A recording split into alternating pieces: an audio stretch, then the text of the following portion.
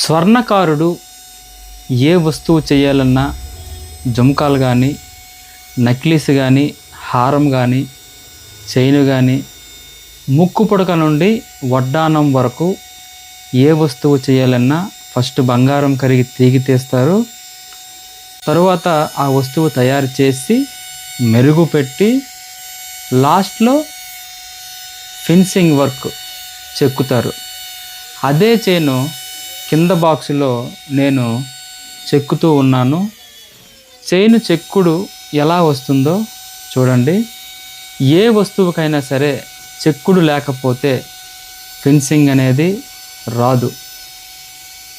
కస్టమర్కి ఇచ్చే ముందు, కస్టమర్ తీసుకెళ్ళే ముందు చెక్కి హాల్మార్క్ వేసి ఇవ్వడం జరుగుతుంది. ఈ చెక్కుడే ఫినిషింగ్గా చెక్కితే వస్తువు చాలా అందంగా, చాలా నాజూకుగా కనిపిస్తూ ఉంది. కింద బాక్సులో చెక్కుతున్నాను, ఒకసారి చూడండి ఆ చైను ఎలా ఉందని.